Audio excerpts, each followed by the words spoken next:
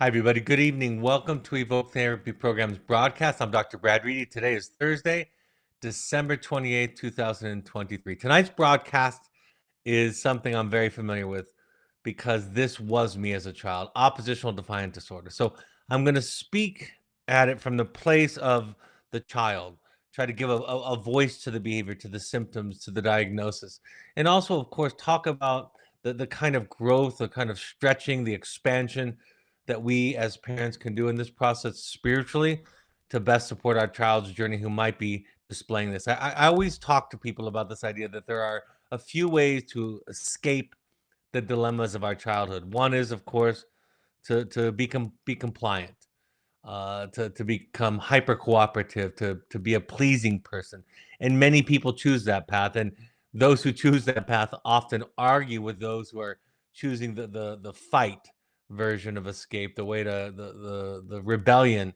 the oppositionality. They say it makes it easier, but there's certain personalities, certain temperaments that choose to fight. We're really talking about that fight or that flight, not just in a moment, but a style, the way that you operate. So tonight we're going to be focusing on those children who choose to deal with the dilemmas, the challenges of childhood. I'm not just talking about trauma of childhood because sometimes it's not about trauma; it's about the limits, the barriers, the frustrations, the difficulties of life. Those who choose to combat it with this oppositional temperament, this this way of fighting with the system. It's something that I'm actually very fond of. Every diagnosis, every disorder comes also with a gift. And the gift of those that are willing to fight and willing to rebel is that they blaze new paths, right? They make a difference in the world. So I'm going to be talking about it from many perspectives. It's one of my favorite topics. It's the kind of student, client, young person that I love to deal with often when I'm doing parent coaching or parent work, and a parent has this type of a child. It's so easy for me to feel an affection and an affinity for these type of kids. Before I get into the bulk of the content this evening, I'm gonna do my commercial, my kind of who's paying for this. I'm gonna talk about Finding You. Finding You is Evoke Therapy Program's therapeutic intensive. It's a 7-person, 7 individual, 5-day intensive, all encompassing. So you show up, you hand in your electronics, and for 5 days, you're immersed in a therapeutic process. This is not psychoeducation, although that happens during it. This is a therapeutic experience. So if you are new to therapy and you're wondering what people mean when they talk about doing your work and what is your work, Finding You is the ability to identify what that work is. If you have some significant experience in therapy, if you've begun therapy and you're looking for something to accelerate the process, when I attended my version of this, when I went to something like this in 2010, that was after at least 15 years of individual therapy.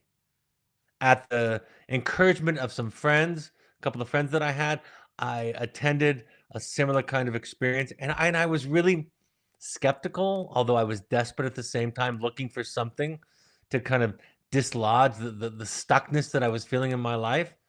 I was skeptical of the ability for it to show me or give me an experience that I wasn't already having in therapy because I believe that I have the most wonderful therapist in the world. Still have that same therapist to this day. But I got what was promised. I got exactly what I needed, and I found a new level, a new awareness. Some of the information wasn't new, but the experiential group aspect of it was incredibly powerful.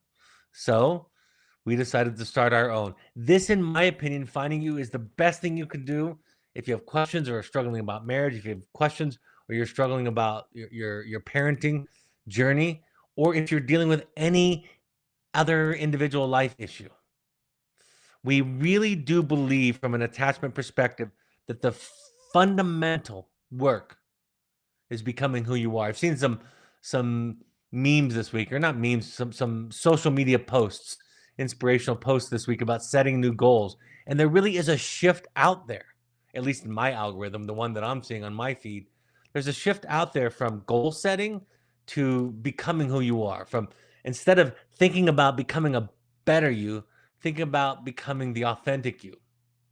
And I know that might sound strange to those of you who haven't had this experience, but when you become your most authentic and real self, it comes with it joy, freedom, a sense of empowerment, a lack of anxiety, a break in the clouds of the depression. It really is the foundational piece. And as I've said in the past, even though tonight I am advertising and encouraging you to take advantage of this wonderful resource, um, if you don't want to come to ours, go to somebody else's. And I'm not talking about a psychoeducational experience. I'm talking about a family of origin, what happened to me when I was young, and how is that tying into the challenges that I have today. No matter how much psychoeducation I do as a participant or as a teacher, we have to face the things that frighten us. We have to face the things that cause us anxiety. I found out in my own experience, I wasn't so much confused as I was afraid. And I would not have said that. I did not say that going into it. I thought I was confused. But really what it was I was afraid to make decisions in my life and then have to face the guilt, the shame, the potential regret that came from making those decisions. So finding you is our foundation. I can think of no better investment in your life. And just to be clear, just to take out the conflict of interest that is inherent when I'm selling one of our programs. If you don't want to come to Finding You, go to on-site workshops, go to the House of Ocala, go to the Meadows Survivor Program, go to Karen's Breakthrough Program, go to anything like this that does this kind of work, go to the Bridge to Recovery. Find one that does this kind of work. I can't think of anything more valuable. Even those of you who come to this broadcast with a parenting focus, this is how you do it. This is the foundation, the skills, the awareness that you gain to become a better and more capable parent. So if you see that there's a problem in your marriage or in your child, this is the pathway. This is the inescapable path to go on. So I could talk about it for days and believe in it with my whole heart. My entire adult family has been there. My partners in business have been there. Several of our therapists and management have been to these. I have sent a few friends to these programs. I really believe in these. And most all of those people that I just mentioned, none of them virtually went to our program. They went to one of these other ones. I am partial to ours, so Finding You is the option. The next available in-person option is January 17th through 21st, February 21st through 25th. After that, there's also a couples Finding You, a couples workshop that myself and my wife will be running in February. So if you're interested in doing it with your partner, come to that one. And then, of course, we have an online option once a month, January 26th through 28th. That's a really good lead into tonight's broadcast because we're going to be talking about children who are demonstrating rebellion or oppositionality. One of my favorite quotes ever comes from a speech that Dr. Martin Luther King gave, where he said, "A riot is the language of the unheard." I think sometimes when people hear that, because so many people are tied into justifications or not, like, is it justified? Is it the right thing? This is outside of that, right? This is in a place of non-judgment. It's not about saying that it's okay to riot because you don't feel like your voice is heard. It's saying that's just what happens.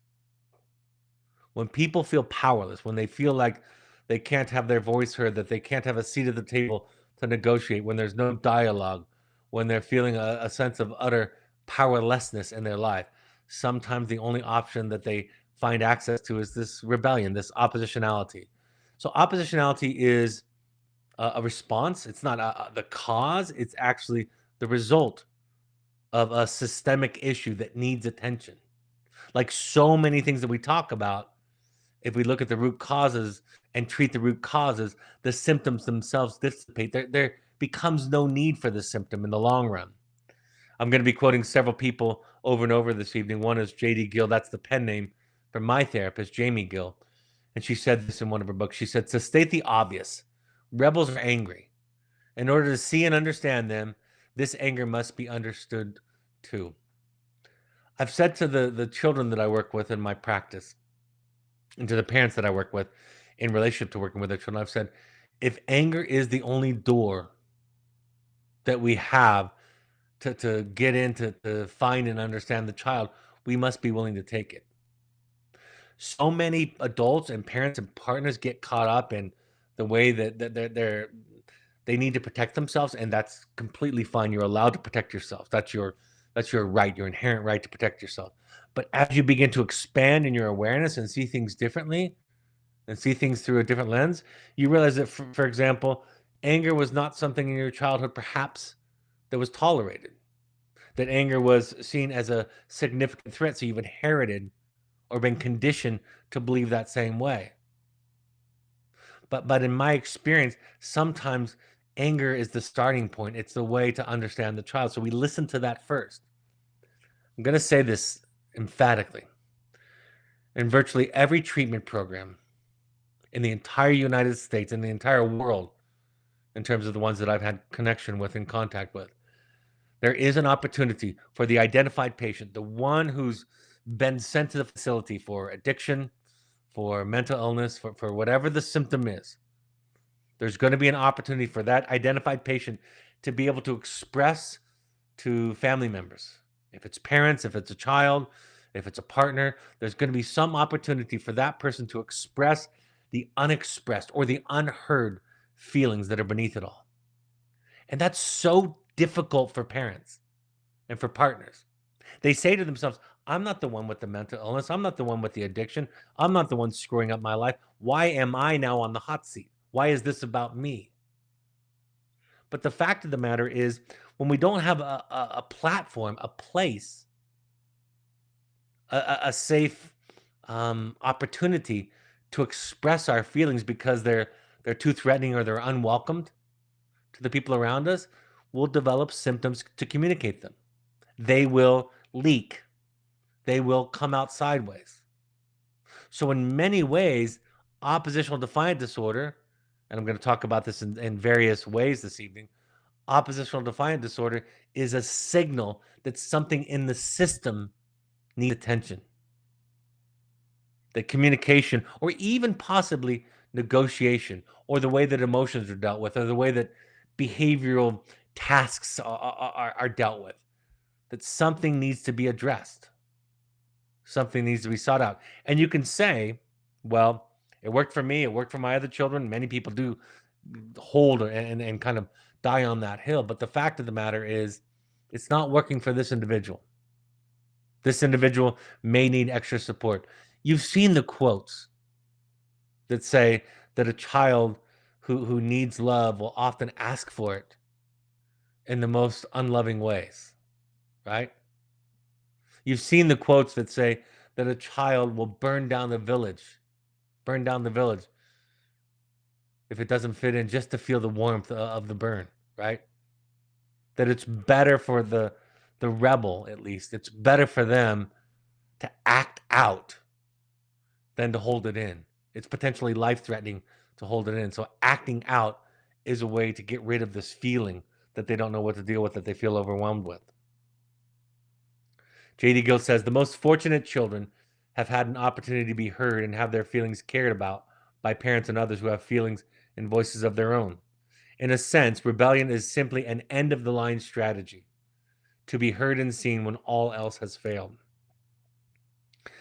I hear so many people talk about this idea where they think that rebellion and oppositional defiant disorder and depression, all these disorders, is some kind of conscious choice. It is far from consciousness for most people.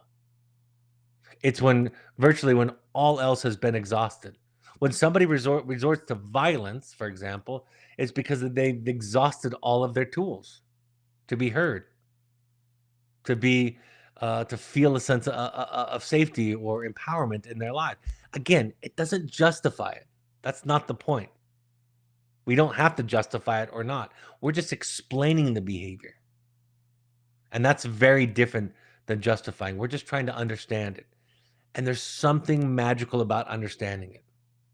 When you shift from thinking that the behavior has to be fixed into right behavior to the perspective of saying, I wonder what this behavior is trying to communicate. I wonder why this child has resorted to this behavior. You've begun the heroic journey of your parenting and also of helping and supporting the child. Rebellion, I wrote, is kind of last resort for the child who feels powerless. Powerless to show their feelings, to resist the demands put upon them, to have their voice heard, understood, and considered.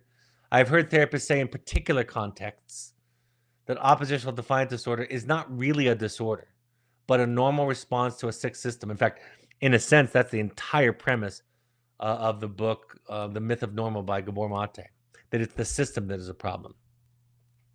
But if that's true, if oppositional defiant disorder is not really a disorder, but really just an adaptive way of dealing with the environment, then the fact of the matter is that there are no diagnoses, there are no disorders. That's what all mental health issues are about. And this way of thinking, there are no disorders, since all diagnoses and responses to a system that seems in one way or another to not meet the needs of the child, it's basically the same thing. We listen to what the child is unable to say or unwilling to say. And we start to understand what in our past, what in our history, what in our conditioning, what in our way of looking at life is getting in the way of us becoming a part of the solution. The most heroic thing, the most heroic thing that you can do as a parent or as a partner is to look at yourself. That's what the journey of the heroic parent, the book that I wrote, refers to. It's not some glorious riding in on a horse and saving the day. It's the courage to look at yourself. That's the message of the myths. That's the message of the stories that we watch, that we read, that we learn about. It is a look inward. You have to look introspectively. You have to wonder, how might I be contributing to the very problem that I'm complaining about? I don't know that this is a perfect analogy, but it's fresh. I just took a week off prior to the Christmas holiday. And I did it because we have 3 birthdays in our family leading up to it. Um, and my wife carries the largest part of the load of these celebrations and holidays and rituals. And so I thought to myself, the week leading up to the holiday, I'm going to take off and help as much as I can, make myself available to all the things that need to get done leading up to it. And it took me a couple of days, as it usually does, to kind of settle into the time off, which I did. And I found myself running all kinds of errands and supporting my wife, supporting my children, supporting anybody who needed it. And it was a wonderful week. And Christmas was wonderful. It's not always easy, it's not always wonderful. Everybody seemed to get along, everybody seemed to enjoy it. There was tremendous gratitude amongst all of us for the entire experience. And I was commenting to my wife at the end of the holiday, I was saying, this is a really great Christmas. This is one of the best we've had in some years overall. And she said, I think so too. And she asked me, why do you think that was? And I wasn't sure, but I thought to myself, I wonder if part of my contribution was I took care of my nervous system. See, I can be very intense. I can be efficient at the cost of everybody else, right? I could become very task oriented. And really it's just anxiety. It's just about trying to manage a whole lot of things at once. But because I cleared my table, I cleared my slate of all those extra tasks that work require of me, I was able to reset my nervous system. And I don't know that it's a direct cause, but maybe, just maybe, part of the reason that the week leading up and Christmas itself was such a good one for our family was because I wasn't contributing that negative energy, that anxiety, that intensity that I so often do. And I'm not saying I want to take on the responsibility of everybody's behavior in the family, but I can take on my part of it. I can recognize my part and I can make a difference. Speaking of rebelliousness or rebellion, one reason parental limits and boundaries in the face of rebellion are so fraught with difficulties is that the presence of the rebellion itself speaks to a disturbed parent child relationship. This is really powerful stuff. Tough to read, in fact, again, by J.D. Gill. In all likelihood, the child has not been heard or allowed to speak his or her true feelings without retaliation. This is another reason the therapist is a good idea. The therapist can interrupt inbred damaging family patterns and allow for a fair hearing of all the views. See, I think it's just going to be difficult for people to see and understand what we're talking about, because what parents sometimes think of as inappropriate or of maybe a violation of their values or the family norms, it just can be an opportunity to stretch. It can be an opportunity to question the conditioning, the parenting, the teaching that you've been given in this process, to expand and allow for something a little bit more bandwidth for the child. Doesn't matter if the old way worked for the older children or for the other children in the family. This particular child is displaying a symptom that's emblematic of some unmet need, something in the system that needs something to adjust to. And you can fight the war to the death, right? You can fight the rebellious child all they want and end up like a cliche of parents who have a child who walks out of the home at 16 or 17 or 18 and never turns back.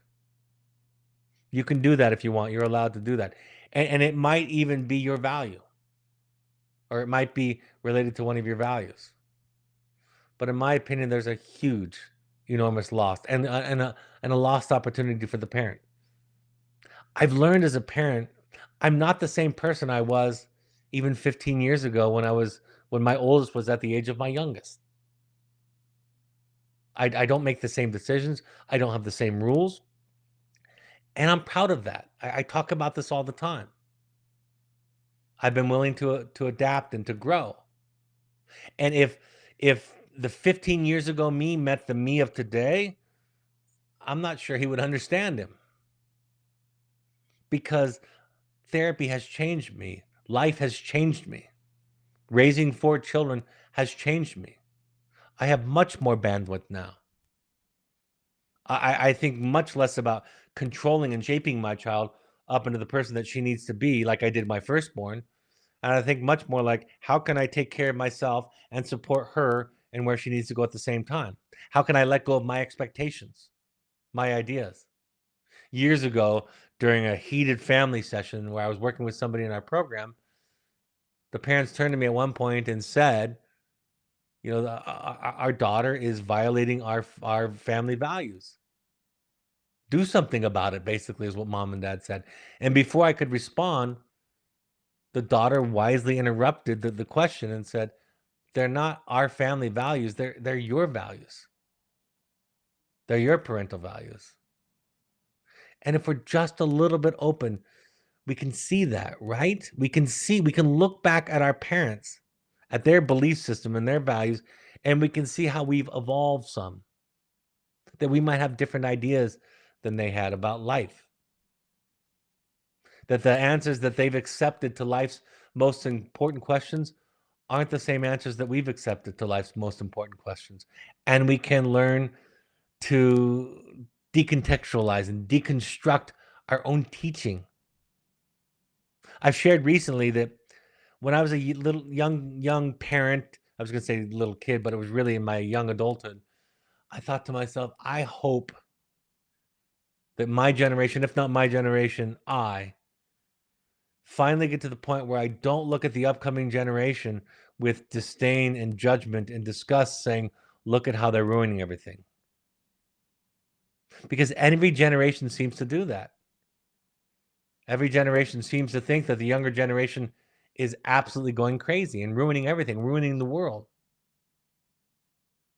And I don't think that that's true. I just think that it's uncomfortable and that they're pushing the limits, and that part of those pushing of limits are messy, and part of those are to make way for new ideas, new awareness, new enlightenment. There is a culture amongst young people today that is difficult for most of us. I understand that. Me too. Sometimes the way they talk about issues I don't agree with. Sometimes they seem reactive. Sometimes it seems like they know everything. All of those ideas. I have that thought too. But I also have just a little bit of doubt about what I think, about what I believe, about my perspective. And I wondered to myself, are they trying to show us something that was wrong with our upbringing? Are they trying to help us expand, to evolve, to grow, to enlarge ourselves?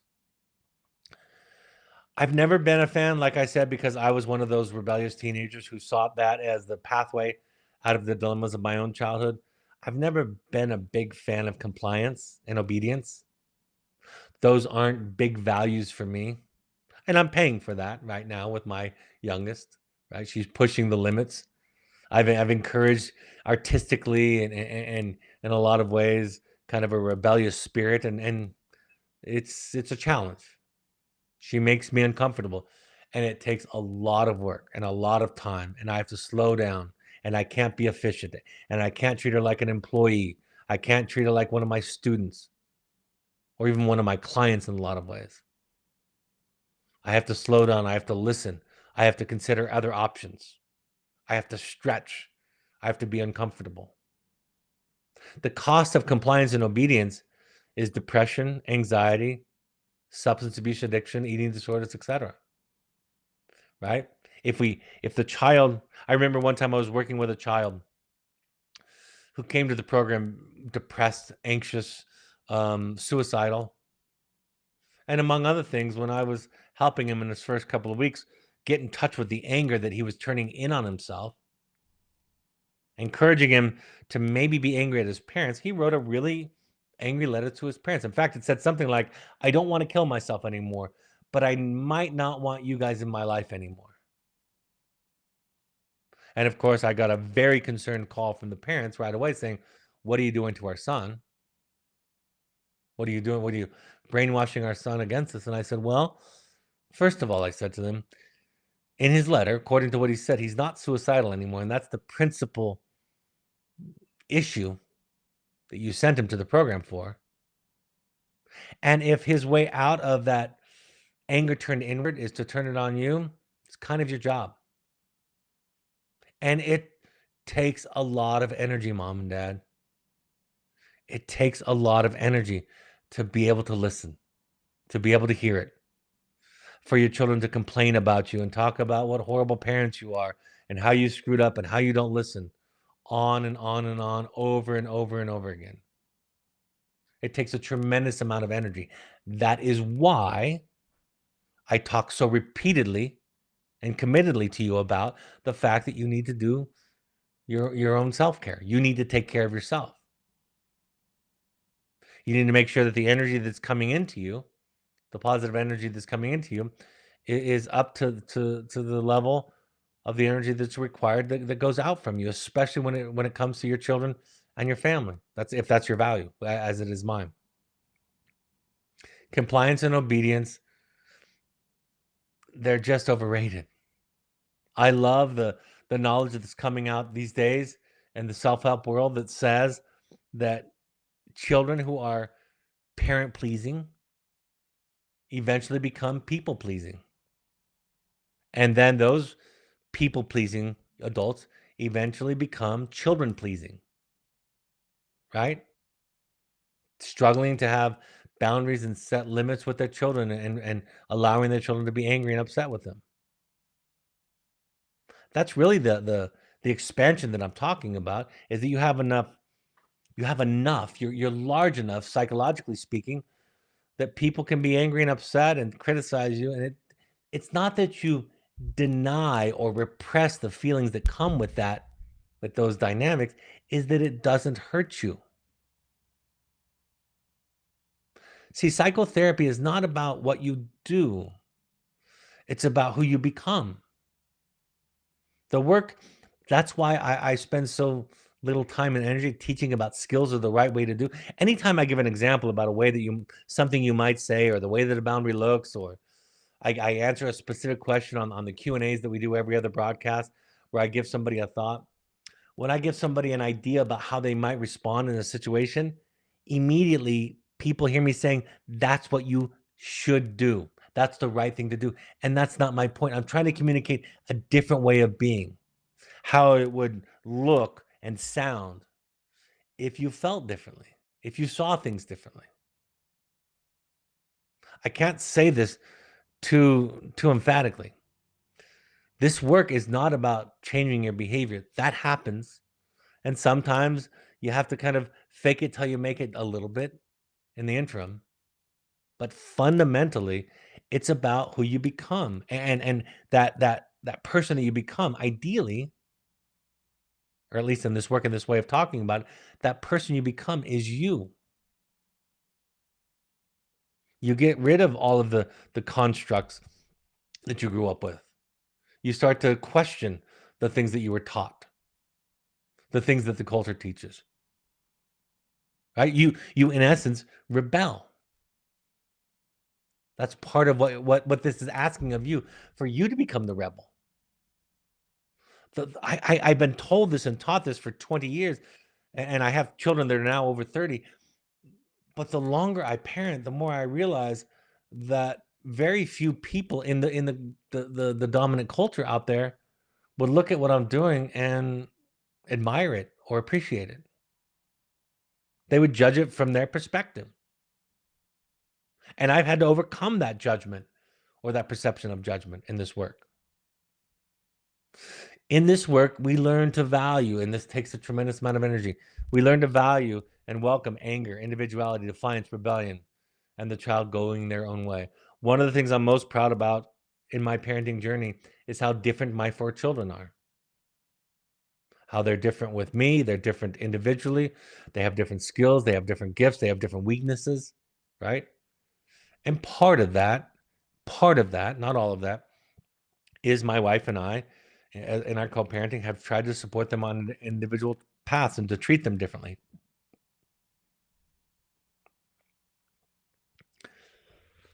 Shefali, I don't know how to say her last name. She wrote The Awakened Family.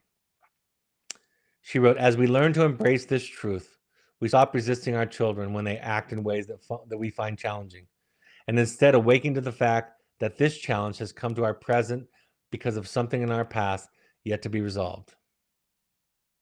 If you have a struggling child, the basic idea is that there's something in the system that needs attention.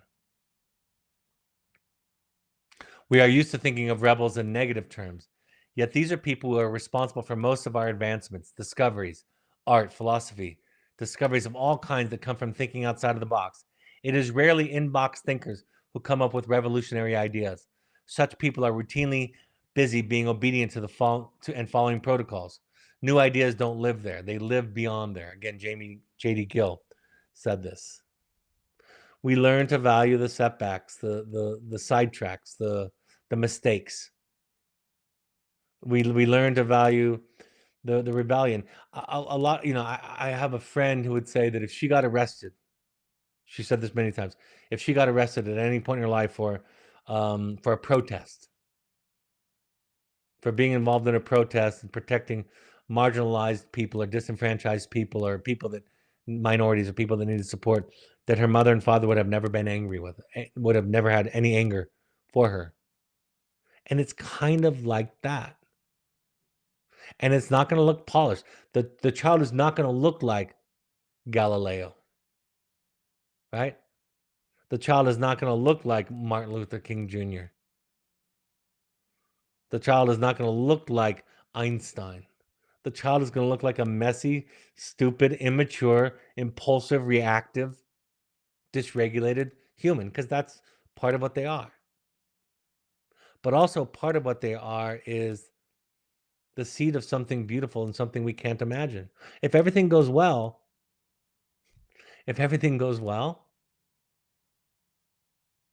our children will live a life that we can't even comprehend. I was saying over the break, and this is probably part of my relaxation, I was saying to my children, I said, I think it's entirely possible that your children will be in space at some point. That's entirely possible. If we looked at what's happened over the last 50 years or so, I mean, think about that. Technologically speaking, and our advancements and how things are accelerated, that's easy to imagine that some of our children and some of our grandchildren might not even live on this planet. I mean, that's possible. That sounds insane. It sounds psychotic. Again, if my 15 years ago person heard me saying this, he would think, you've gone crazy. But those kinds of things are true. It's like what my 16-year-old daughter said a year and a half ago to us. She said, I realized in therapy that I've never done this before. Speaking of herself, she said, I've never done this before. But then she said, after a pause, she said, but then I realized that you guys have never done this before. And of course, she's our 4th child. And she went on to explain, you've never parented in this age. You've never parented. People have ideas about social media, technology, all kinds of things that are very difficult to manage and to make decisions around, of course. And they ask the experts, but we don't know. We don't know. Children are going to be related and integrated with technology in ways that you and I can't imagine.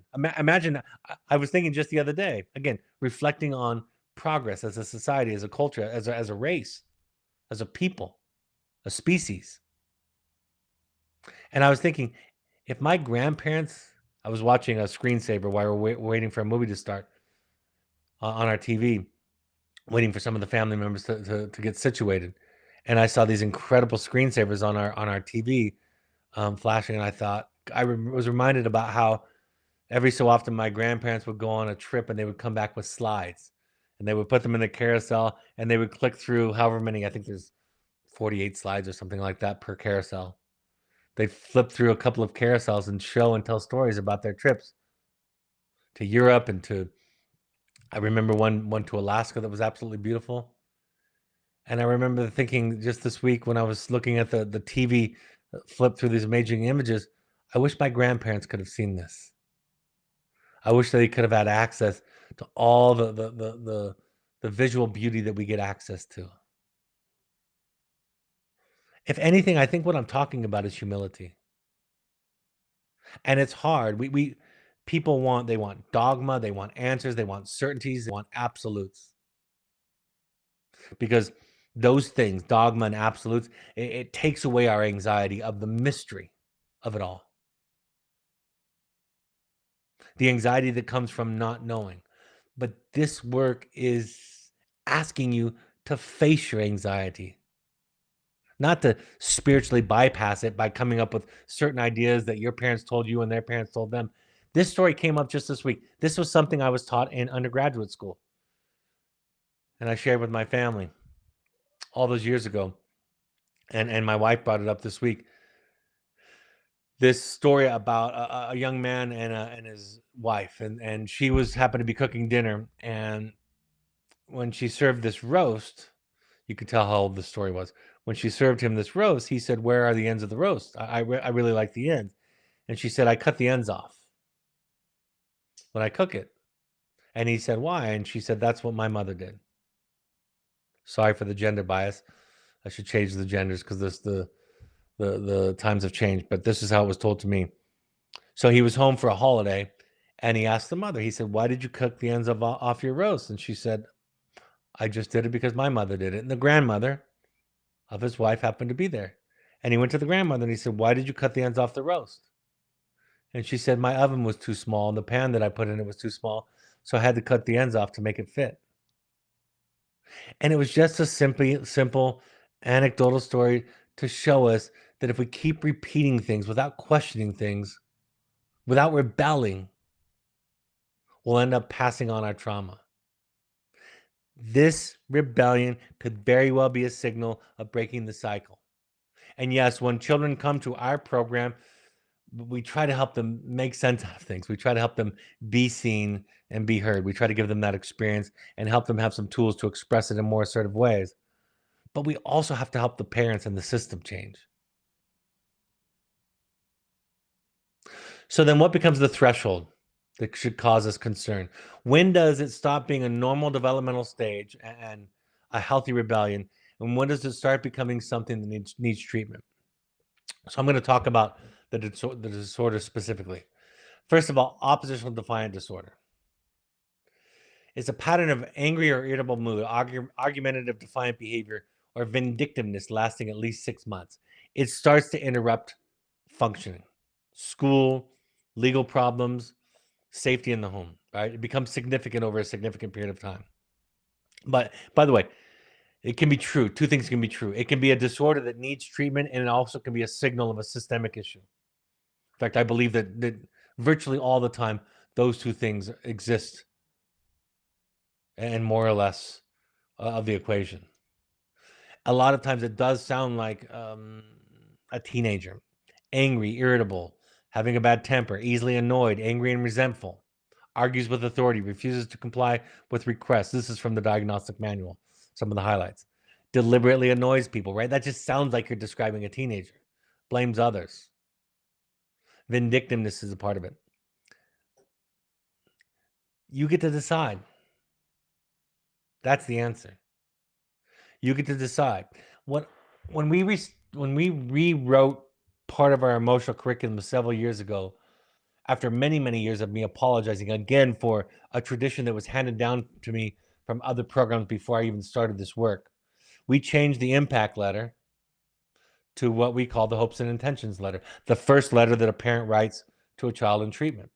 The impact letter was designed to say, here's what you did, here's your behavior, and here's how it impacted us. And I knew that that was wrong. I knew that that was a wrong entryway into the therapeutic process and discussion. So I tried to tweak it.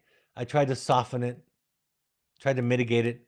And then finally I had had enough and just thought, we're just going to rewrite the letter after many years. And there still are programs today that still encourage and assign the impact letter. And if you're an old timer that was here before 2015, you have the experience at Evoke of the same thing. But anyway, we rewrote the letter to be a hopes and intentions letter. And the essential anatomy of the hopes and intentions letter is this. And this is the answer to the question about when does it change from a normal developmental stage to something of concern that needs treatment. This is the thinking. The letter, the outline of the letter is this. Here's what's going on. We love you, we see what's going on, and we don't know how to help you. So we're going to send you to Evoke so that you and we can get help.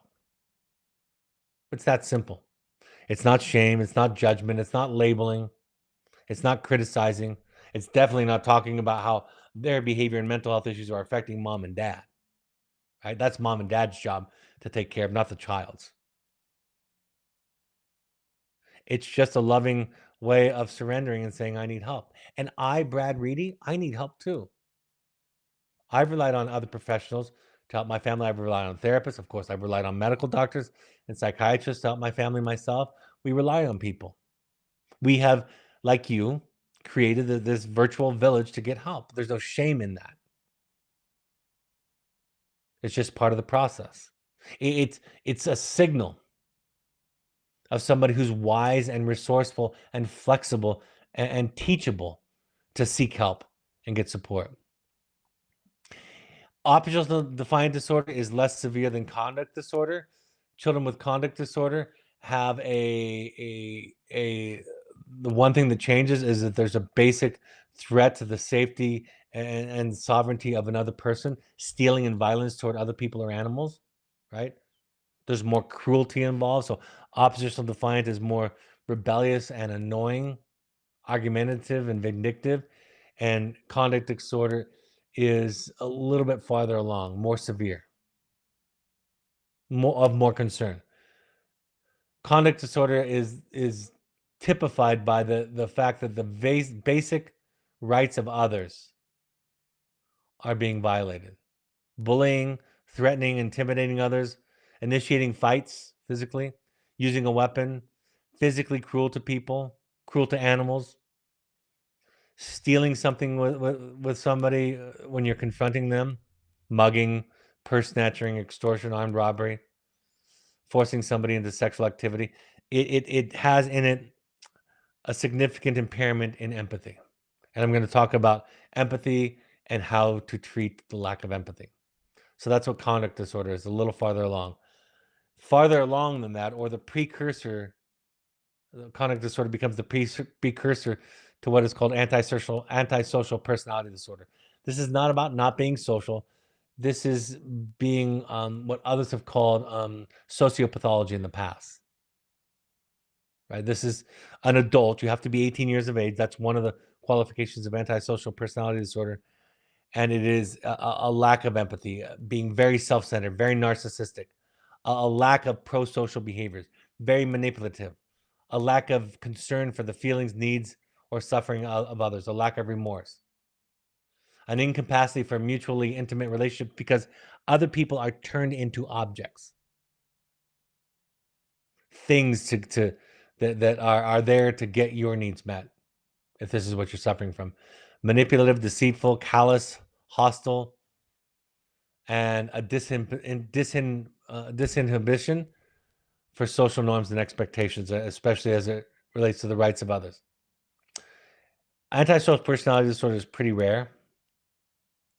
I think it's overused, just like I think conduct disorder is overused for a lot of people. It's used to shame and judge people, young people a lot.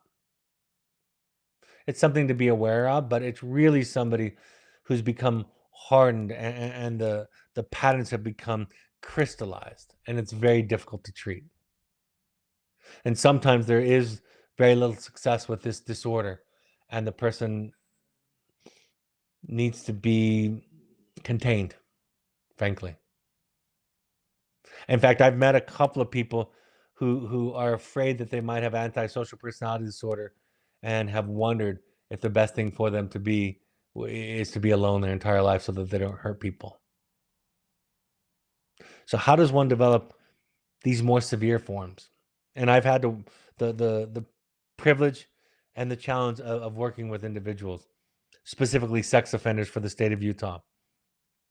Let me tell you the pathway to creating this, and then I want to tell you the pathway to healing it or treating it or preventing it. When a child or an individual, young person, it's treated like an object,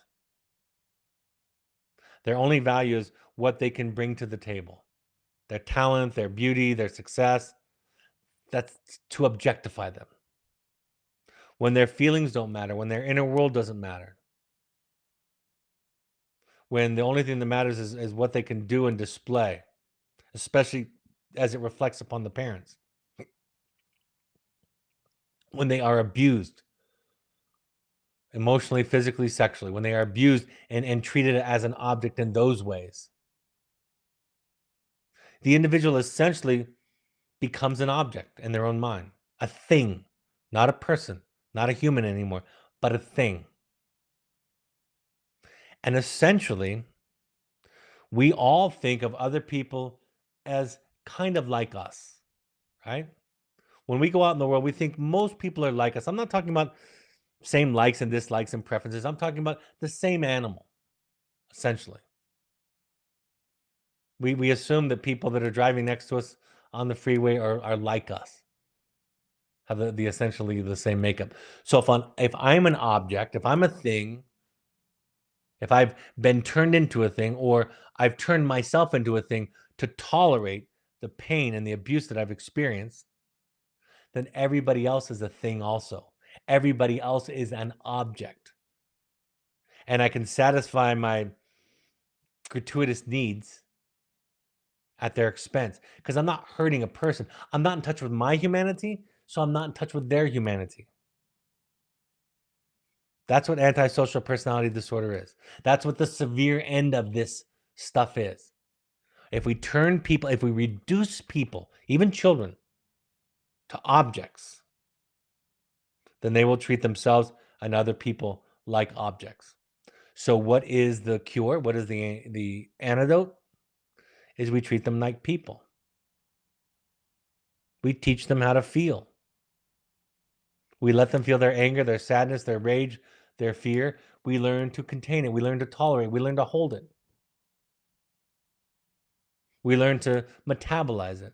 We learn to get better and better at letting our children say, "Mom and Dad, here's what I don't like. Here's how you screwed up. Here's how you messed me up." We don't see those trite things that people say like, "Oh my gosh, picking on mom and dad. Yeah, blame mom and dad again. Oh yes, it's all my fault." We don't tease them. We don't ideally defend ourselves. We don't try to show them the videos and the pictures that prove that their childhood is good, essentially gaslighting them.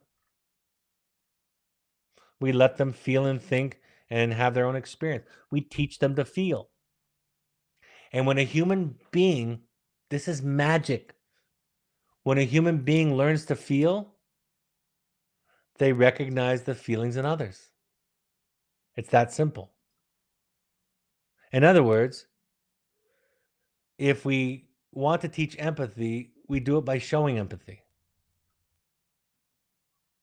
Right? When you think of somebody abusing somebody, don't you want to say to them, "Don't you know how you made that other person feel?" But their answer would be, "No, not on a deep level, of course not, because I don't have feelings, because I've blocked them out, because I've numbed myself. I've repressed the pain and the fear so deeply that it's almost as if it doesn't exist in me. I become a stone object. So if I hit somebody or sexually abuse somebody, I'm not hurting a person. I'm doing this to a thing. It would be I would need to feel as guilty as I would if I was taking a hammer or a chisel to a rock out in a field. There's no reason for remorse and for regret. But if I get in touch with my own humanity, if I'm a feeling person, I'll project that onto everybody else and I'll see them as feeling people also. A great book, The Secret Life of Bees, there is this story. There is this psychology in this where one of the characters has this experience of feeling so deeply and recognize the feelings not just in other people, but even animals, right? We recognize it in every living thing. That is enlightenment. That's what the gurus mean when they say we're all one. We're all connected.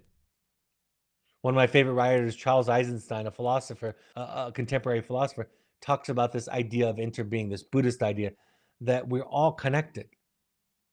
He says the reason that it hurts your heart when you hear about the coral reefs being destroyed, the reason it hurts you is because it is happening to you, to your extended self. In the night, in the Knight in Rusty Armor book that we ask all of our clients to read, and we would invite all of you to read, written by Robert Fisher. The knight is wearing this armor, can't get it off, goes to look for Merlin the magician so that he can get it removed, and ends up crying, and the visor falls off of his armor. That's the first piece that comes off. And when that comes off, he's able to eat and to drink, and he's able to hear the animals talk, which at first in this playful little book, this allegory, seems fine, but he says that the character says, "Oh my gosh, are you talking to me?" And one of the animals says to him, "Now that you're learning to feel, you can sense the feelings and the vibrations of everything and everybody else." So our program is not about getting children or parents or adults or anybody to be compliant. Our process is about helping them become themselves. And we believe that when people do that, that they'll be full of love. They'll be full of generosity. They'll be full of kindness. They'll be full of compassion. And we encourage that or facilitate that by showing those things to them.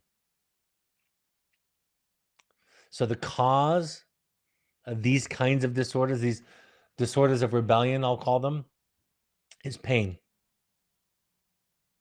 And the use of the numbing techniques not to feel, to learn not to feel, to turn yourself into a non-feeling object, and then seeing others as essentially the same animal, treating others as objects. And then the experience is that I'm not hurting anybody else. I'm just doing this to other things. And the solution, the antidote, the prevention is learning how to feel. So when I had men come to me who had abused women and children, we didn't ask them to feel guilt or to recognize how they hurt their victims. We asked them to tell stories, both historic and present day, of how they were hurt, which, by the way, they did not want to talk about and had no contact with. And it's very difficult to treat. Those are very difficult issues to treat, but that's still the process.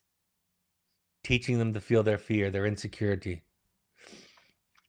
That's what, I was just thinking about this with my wife just recently. Part of finding you, part of this work is when you come to terms with who you are, you can admit your faults easily. This morning, I asked my wife a question and she snapped at me, and I was hurt by it. We took a little time out, and I came back to her, and we started talking, and I said, I just didn't feel like I deserved that reaction. And she owned up to something that she was embarrassed about. That's all she did. She just owned up to something. And when she owned up to it, my anger was turned into compassion, to love for her. The whole issue dissolved because my wife had the courage to be who she was in that moment and to tell the truth about her defense and her fear and her insecurity instead of defending her response. The treatment is attachment-based therapies. This is what I'm talking about. You do your work first. Attachment-based therapy, attachment theory says if the parent does their work and becomes more of themselves, more of a self, they're able to raise selves, people, humans, more effectively. So attachment is the foundation. And the key that unlocks the door is you going back in your history and looking at your work, looking at what happened to you, looking at your traumas, big and small traumas. And you might say, I don't have a lot of trauma. We all have some. We all have issues that are worthy of our analysis, of our deconstruction, of our worthy of our unraveling, our consideration. Sometimes cognitive behavioral therapy can help. Some of what I've been talking about today has in it some cognitive behavioral ideas, understanding in essence that our behaviors serve a deeper purpose to protect us, and that as we're healing and feeling more safe in our bodies, we can challenge our thinking, which then will lead us to feel even better and safer. Family therapy is essential. Doesn't matter what the disorder is. Doesn't matter if it's oppositional defiant disorder or virtually any other disorder. Family therapy is encouraged because that's the system in which human beings exist. And even if your family lives far away or you're an adult, you can still do family therapy, even if your family's all passed away. Dr. Murray Bowen, one of the founders of family therapy, of family systems theory, never met with two people at the same time, ever. And he's one of the people that's credited with the founding of family systems therapy. Because it's understanding our context, where we came from, our histories. It goes all the way back to Freud and Jung and the Winnicott, right? It goes back to understanding how we are made, how human beings develop. Behavioral therapies can be helpful, but in more severe cases, like I said, they might be necessary. But behavioral therapies can also miss the mark significantly. It can turn into a power struggle. It can reduce children into behaviors instead of full people with psychological, emotional dilemmas that they are simply acting out. Behavioral therapies are really important as long as we understand the function of the symptom. That's a part of behavioral theory, is what is this behavior serving? I remember years ago in undergrad, we read about this study in San Diego, I think, in an affluent community where they were trying to get library books back that had been checked out or lost or stolen. And at first, they offered the students a monetary reward for bringing library books back, and they got almost no response. It was an affluent community, you see. These were well-to-do families. So the student council came to the principal and said, we have an idea that might work better than giving us a few dollars, which none of us need. And that is, let us wear our own clothes for every library book that we bring back. Give us a credit where we get to wear our own clothes during PE instead of the school uniform. So the principal took the risk and changed the policy, and the library books came flooding back in. We have to go deeper and understand. Sometimes when people talk about a child or an individual self-sabotaging, what they have to understand is, yes, on one level, they are self-sabotaging, but on another level, they're doing something that's protective. Let's understand that level. And that's really what this work is. The more you unravel yourself, the more you'll see others. Whatever I have to offer, whatever the size of my contribution to this work is, it comes not from my study as a therapist, or very little, I should say. It comes from, in combination with my study as a therapist, my work as a client over the past 30 years.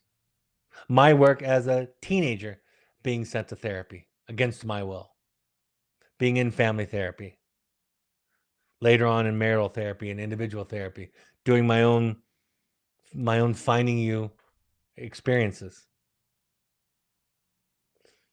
Like the knight in rusty armor, you'll learn that if you want to understand somebody else's darkness, the best method, this is Carl Jung actually who said this, the best method for understanding somebody else's darkness is to understand your own. If you want to understand people, understand yourself first. The behavior of an oppositional child will often become a distraction for both the individual, right? One of the purposes of our symptoms is to protect us from feeling.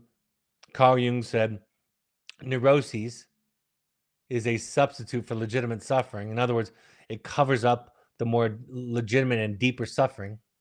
It still can be suffering. Your children still may be suffering, but they're not, according to Jung, suffering the legitimate, the underlying feeling. So we learn that the behavior, the oppositional behaviors, serve a deeper purpose. And it's our job to just understanding. First of all, it changes us, right? The minute you realize that the child is doing something that serves them at a deeper level to keep them safe. Just like when my wife, it wasn't even that she apologized for what she said to me this morning. She just owned up to what her defense was about. And my anger was immediately dissipated. If we understand our children, we'll respond differently. We won't respond out of a power struggle, out of a need to shame or to control behaviors.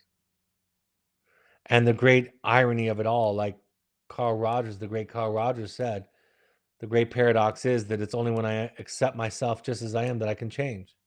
I know it's terrifying. I know it doesn't make sense. I know it's not logical or common sense. But that's really what Mr. Fred Rogers was trying to teach also. Just give children a place to talk about what they have come to believe are unspeakable things, feelings, and they'll be okay. Avoiding power struggles, avoid using emotions, anger, sadness, fear, disappointment to try to modify behavior. If you don't know what that sounds like, my podcast and my chapter in my book, The Journey of the Heroic Parent, on control versus influence, talk a lot about that. I believe the most common mistakes made by middle-class parents is the use of emotions and expressed emotions to try to guilt or shame or obligate their children into behaving a certain way. It is not the child's job to make mom and dad feel good. Oppositional defiant disorders are much more complex than a moral failing. In fact, sometimes it's a overwhelming sensitivity to having failed, a belief that one can't possibly be good enough, and the only response is to burn it all down. Sometimes we have to understand what underlying structures are present, how much attachment damage has happened, how much of a sense of self is intact and exists. And ultimately, like I said, we teach empathy, we teach morality by showing empathy. You have to find the story where everything makes sense. That's what psychotherapy is. You find the story where everything the child is doing or everything the individual is doing makes sense. You know, I think about this all the time. I almost said it earlier. I talk about parenting a lot, and that's the genesis of this podcast. The original start of this podcast was in a context of parenting. But remember, I'm talking about your parenting as a child. It's all the same. Find the story where everything that the child is doing makes sense. And in that story, those terrible choices, those maladaptive coping strategies, that pathology makes sense. And they ask something of the system, of the parent, of the professionals helping. And then the parents and the professionals get creative and resourceful and try to figure out ways to give the child what the child needs. As I wrote in The Journey of the Heroic Parent, healthy parenting is its own reward. It creates a better life for you and your family. As I have said, being a healthy parent means being a better mother, father, brother, sister, and friend, a better person. This is the goal of healthy parenting, to be the best parent and human being that you can be. But the measure of this is in your own personal serenity, even when your children continue to struggle. Good parenting doesn't bring well-behaved children. In fact, good parenting probably encourages and allows for some acting out as a part of the process. I love this passage from Dr. Gill's book, The Misery of the Good Child. This is on page 1.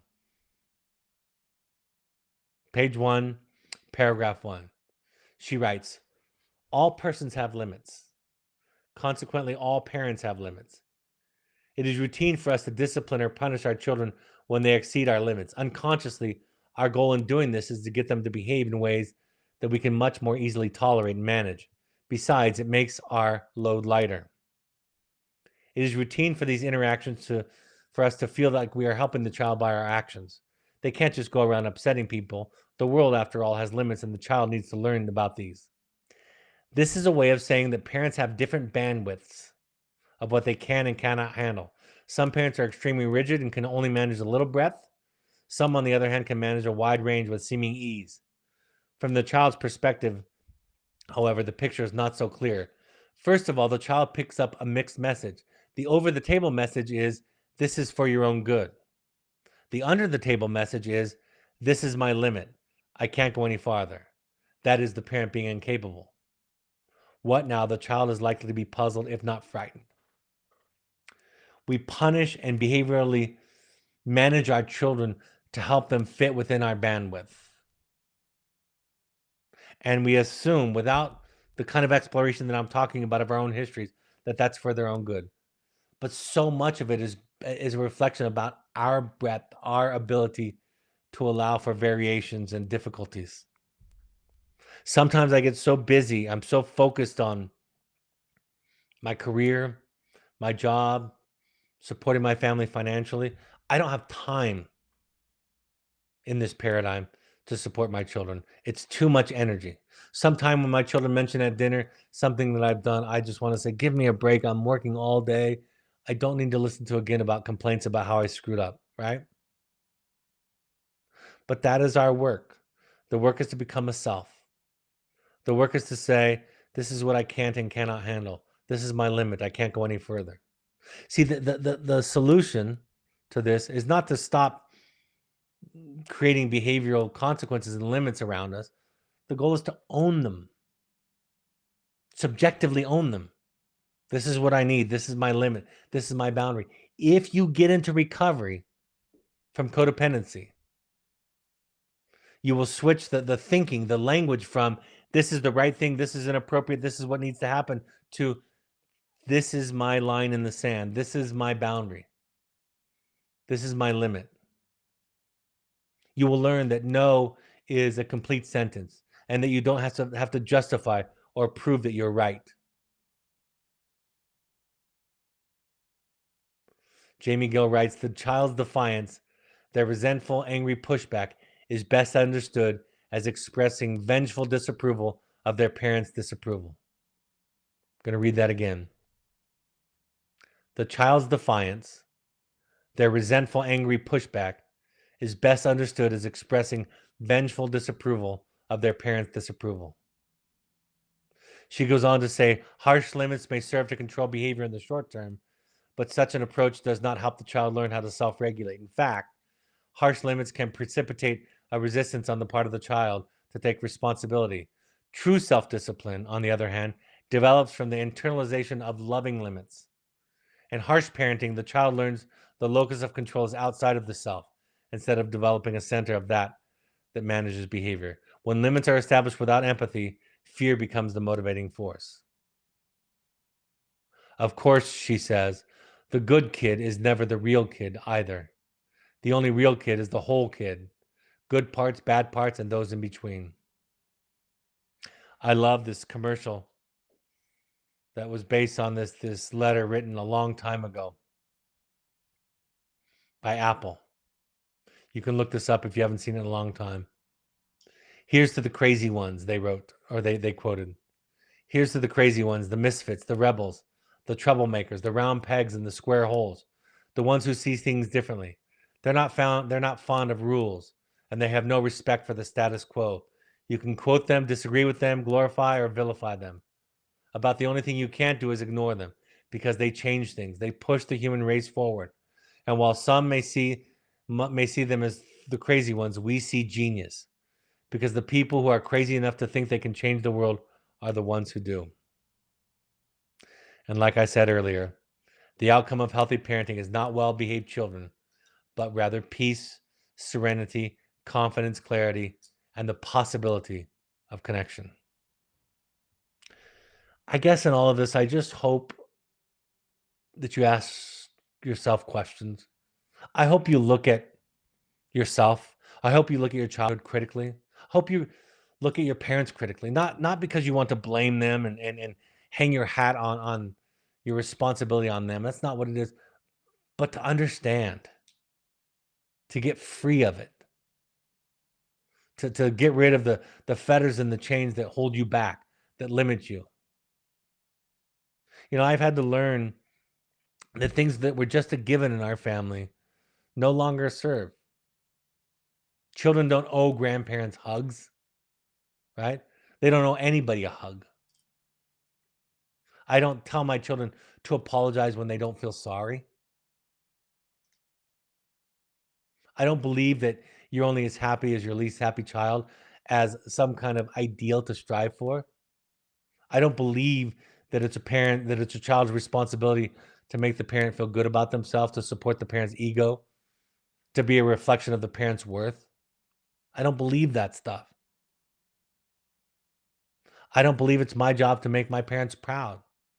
I don't believe it's your children's job to make you proud. I believe their job is to become who they are. I believe my job is to become who we are. And when we get rid of all the shoulds and the shouldn'ts, when we get rid of all the expectations and the rules, the only thing left is love. Really, the only thing left is love. When I got rid of all the extra stuff this week that I had to do by taking a week off during a really busy and intense week for our family, I had much, much more love to give. I hope this is helpful. If you want to read more about this, The Journey of the Heroic Parent and The Audacity to Be You, the two books that I've written, are available on Amazon and Audible. Like I said, the next intensives that are available, January 17th through 21st, is the next in-person available, January 26th through 28th. Half the time, a third of the cost is the online version. We have a Returning to You, which is the sequel of Finding You. That'll be March 6th through 10th. And then the Finding Connection workshop, February 7th through 11th, is the Couples Finding You workshop that I'll be running with my wife. We have custom Finding Connection for couples and co-parents, opportunities in finding family for families. Contact intensives at evoketherapy.com. We have support groups for current and alumni families. For current alumni families, the next offering is tonight at 7. If you're listening to me, you're late. Tonight at 7 p.m. Next one is January 4th at 7 p.m. Mountain Time. Once a month, we have an alumni-only meeting. January 17th at 6 p.m. Mountain Time is that next offering. And then we have an intensive support group online. February 13th at 7 p.m. Mountain Time is the next offering. Go to our website or email supportgroups@evoketherapy.com for more questions. If you want a coach to help you work through this, the wonderful thing about the pandemic, one of the wonderful things about the pandemic is that people became much more comfortable doing coaching and therapy virtually. So if you want a therapist or a coach working with parenting, couples, families, trauma, grief, codependency, parenting a child in treatment, you can contact coaching@evoketherapy.com to be connected with one of our coaches. We have a family trek option for families who want to do an experiential therapeutic experience in the wilderness. We ask all current parents to attend 6 of any of the following 12-step support groups: Al-Anon.org, CODA.org, FamiliesAnonymous.org, or AdultChildren.org. Also, RefugeRecovery.org and NAMI.org are 2 organizations that have local meetings, classes, and resources in your communities. All these broadcasts are available on Spotify or your favorite podcast app. Just search Finding You and Evoke Therapy Podcast wherever you consume your podcast, and subscribe there, and you'll be notified when the next one drops, which is usually about 24 hours or less after I broadcast these initially. You can also go to soundcloud.com on your computer and listen there. You can also watch the video rebroadcast of any of these on Evoke's YouTube channel. You can find Evoke Therapy programs and me, Dr. Brad Reedy, on X, Threads, and Instagram using the handles @EvokeTherapy and @Dr. Brad Reedy, respectively.